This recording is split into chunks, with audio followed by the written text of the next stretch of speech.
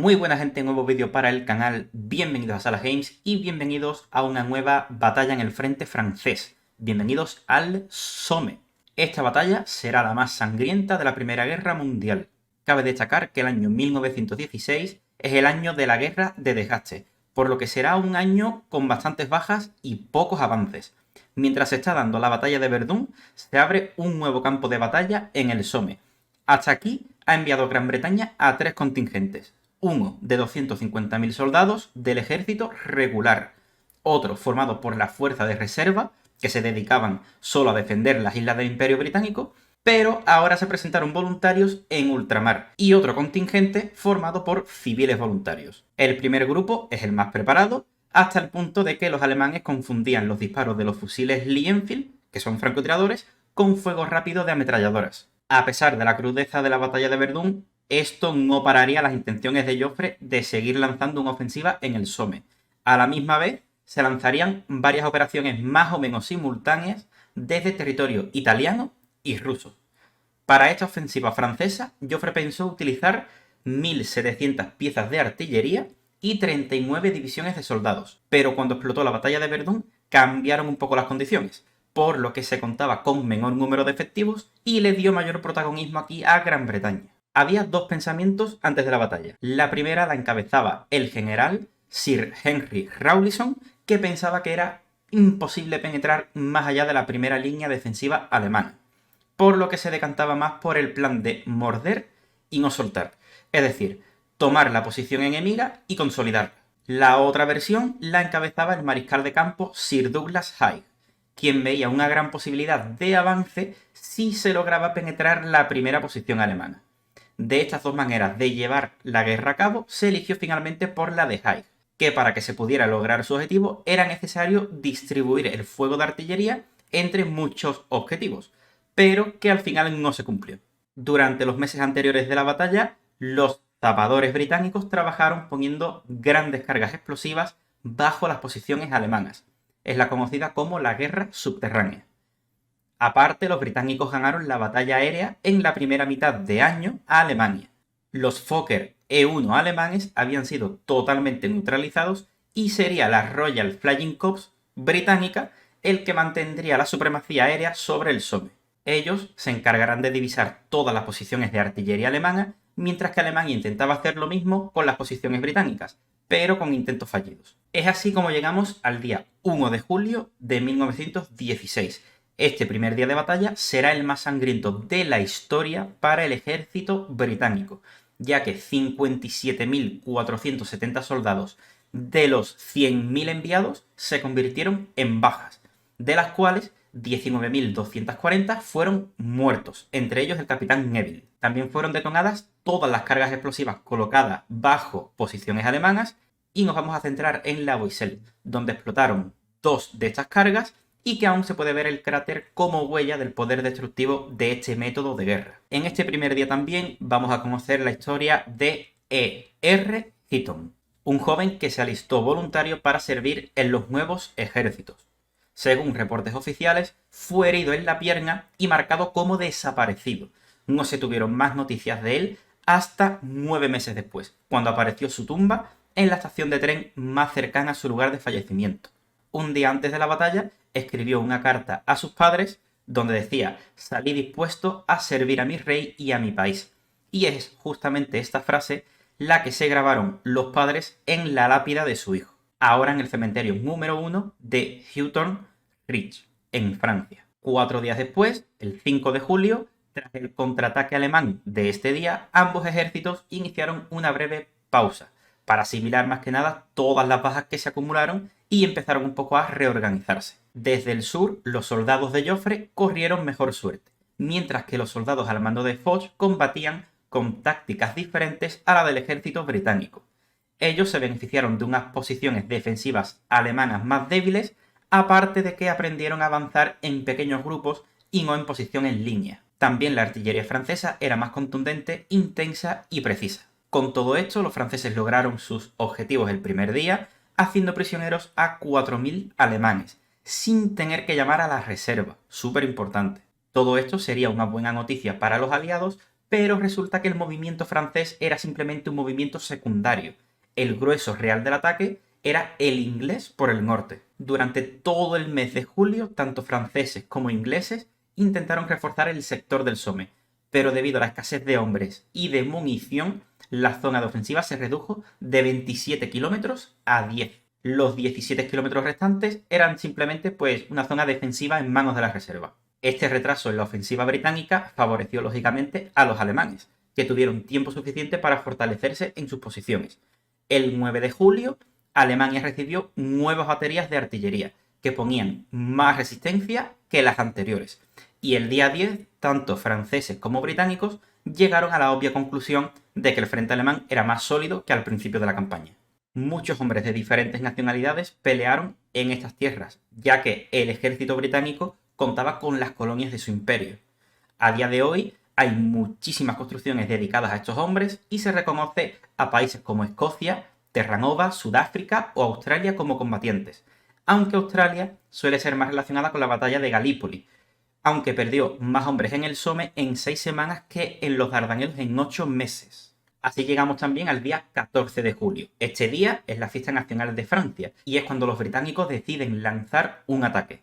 La ofensiva se realiza en un sector de 6 kilómetros, mientras que el apoyo artillero recibe 297 kilos de proyectiles por cada metro de línea alemana. Los británicos consiguen avanzar con un coste relativamente bajo, aunque no sabían que detrás de esas dos líneas defensivas alemanas habían otras dos más, que eran reabastecidas diariamente con más reservistas. Durante el verano se ralentizó un poco la operación, ya que no se consiguió abastecer a todo el ejército con la suficiente agua potable. En esta pequeña calma, Haig puede volver a evaluar la guerra y los franceses le insisten en lanzar una ofensiva conjunta franco-británica, aunque Haig se decide por seguir con ataques locales, ya que las fuerzas británicas estaban haciendo bastante daño. A mediados de agosto, Haig informa a Joffre de que no tiene la suficiente fuerza como para lanzar una ofensiva conjunta, por lo que los franceses cancelan los planes y siguen ejerciendo su papel de apoyo a los británicos. Hasta aquí Haig es consciente de que no puede romper las líneas alemanas para penetrar en ellas, por lo que opta por desgastarlas para romperlas en un futuro. Esta es realmente la única opción que tenía, que era la guerra de desgaste. El general británico Gibbs pensaba exactamente igual que Haig, aunque añadía el gran daño que la artillería alemana les estaba haciendo. Como dato, entre británicos y franceses llamaban despectivamente a los alemanes como boches. La batalla de desgaste del Somme se vuelve exactamente igual que la de Verdún, que además están ocurriendo a la misma vez. Para que una guerra de desgaste surta efecto, es necesario que el ejército enemigo tenga más bajas que tu ejército propio, o bien que se vea incapaz de reponer soldados. Y es por esto que los británicos deciden instaurar el servicio militar obligatorio. Aparte, los alemanes lanzaron como unas 330 ofensivas para conquistar el Somme, mientras que los franceses lanzaban ofensivas para recuperar Verdún. Esta política ofensiva de generales como Falkenhayn, Joffre o Haig solo generaron más bajas.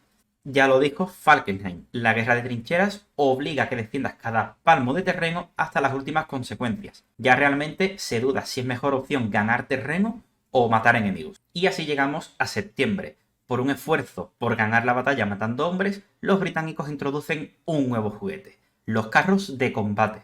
Se presentaron modelos para construir un vehículo blindado capaz de subir repechos de 1,5 metros y así evadir las trincheras. Esta idea le pareció tan buena a Churchill que para mantenerla en secreto y a la misma vez sacarla adelante, consiguió desviar ilegalmente 75.000 libras esterlinas para iniciar el proceso. Una vez construidos, son llevados en barco hasta Francia en embalajes con rótulos de tanque, a fin de que nadie preguntase por lo que había en su interior, ya que antes los tanques no se llamaban tanques, sino buque terrestre, pero la palabra tuvo tanta repercusión que al final se le quedó el nombre de tanque. El 15 de septiembre salieron al campo de batalla, aunque ya se le veía varios defectos. El depósito de combustible, para empezar, quedaba demasiado expuesto. El sistema de dirección era bastante insuficiente y la visibilidad era limitada. Aún así, se presentaron en el campo de batalla del Somme dos variantes del Mark I, ambas con casi 30 toneladas de peso y 8 hombres en su interior. La versión entre comillas masculina tenía 2 fusiles de 6 tiros y 4 ametralladoras, mientras que la versión femenina llevaba 6 ametralladoras. Ambos alcanzaban los 3,2 kilómetros por hora y si caían en una zanja tenían que ser abandonados. Dentro del tanque la incomodidad era palpable. Aparte de ser caluroso y ruidoso, estaban llenos de humos. Se llevaron 49 tanques, pero solo entraron 18 en combate. El resto quedaron fuera por problemas mecánicos o por fuego artillero alemán. Los soldados aliados que presenciaron los tanques en combate tuvieron un aumento significativo de su moral, ya que los soldados alemanes salían corriendo cuando veían un Mark I acercándose, mientras que los británicos iban riendo detrás del tanque. Un piloto británico reportó al cuartel general lo siguiente: un carro de combate avanza por la calle mayor de Flers, con el ejército británico vitoreando detrás. En los periódicos británicos ya se leía el titular edición especial: la gran derrota de los alemanes. Gracias a los tanques, los británicos consiguieron romper la tercera línea de defensa alemana. De hecho, Haig escribe a Londres pidiendo 1000 unidades más. Lógicamente, Alemania no se quedaría de brazos cruzados, por lo que pronto presentarán sus dos nuevos juguetes en el campo de la aviación, el Halberstadt D2 y el Albatros D1 y D2, que consiguen dominar el cielo frente a los británicos. Hasta entonces, los británicos conseguían ver las posiciones artilleras alemanas y todos los movimientos de su ejército, pero a partir de ahora irían a ciegas. Estos nuevos modelos de aviones son los primeros que fueron perfeccionados tras ver un resultado en la guerra. Los nuevos aviones irían en formación de escuadrones de caza y es aquí donde resalta la figura de Manfred von Richthofen. Si te digo este nombre, quizás no te suena tanto, pero te sonará más si te digo Barón Rojo. Aparte del Barón Rojo, tenemos que destacar la figura de Oswald Boelcke, al frente de la escuadrilla Jagdstaffel II, conformada por los Albatros D2, que tenían 2 ametralladoras. Esta escuadrilla logra provocar tantas bajas que hace que la balanza de bajas se decante por el lado británico, igualando aún más la guerra. A finales de septiembre los británicos obtienen una gran victoria en las colinas Thiepval, donde actualmente hay un monumento con los nombres de 73.367 británicos muertos en el Somme y que no tienen sepulturas conocidas. Para llegar hasta aquí decidieron ocupar las ruinas de la granja Bouquet, en lugar de atacar la cadena con un asalto frontal. Esa conquista la llevaron a cabo un grupo de hombres que recibieron un entrenamiento específico para la zona, ya que se había estudiado y estaba en el punto de mira desde el día 1. La toma de Thiepval concordaba con el aniversario de Trafalgar casualmente, y se confiaba en que marcara una nueva fase de la guerra. Después de esto, Haig intenta buscar una nueva vía para infiltrarse en líneas alemanas, pero pronto se da cuenta de que no hay más opciones.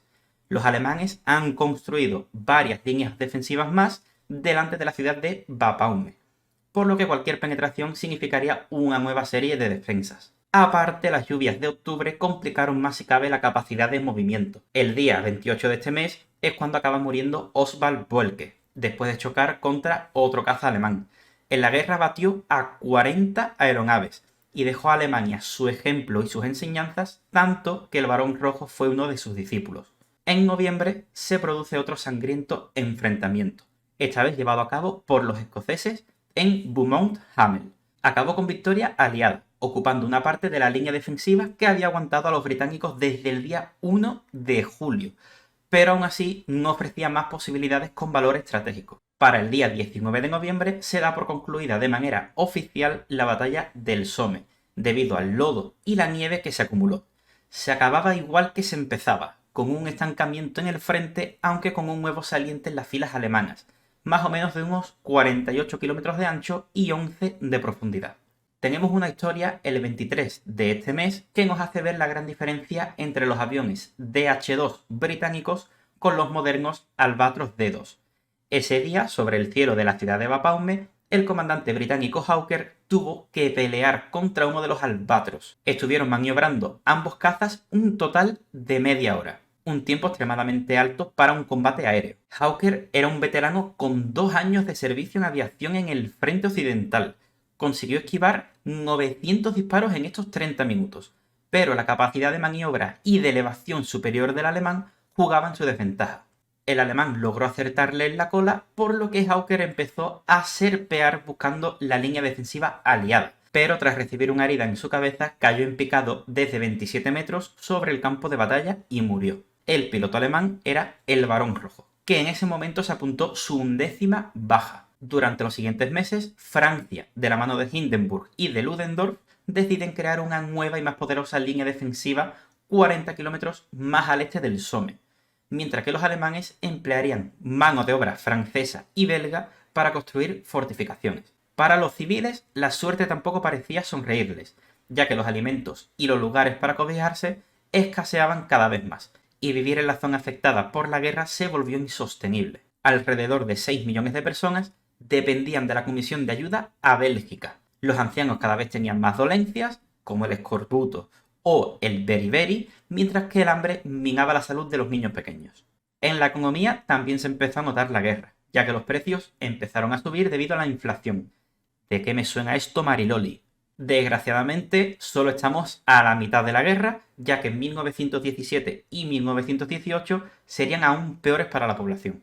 En esta batalla, de las 56 divisiones británicas desplegadas en Francia, 53 combatieron en el Somme, y más de 459.000 soldados resultaron muertos, heridos o hechos prisioneros. En el lado francés, más de 200.000 bajas.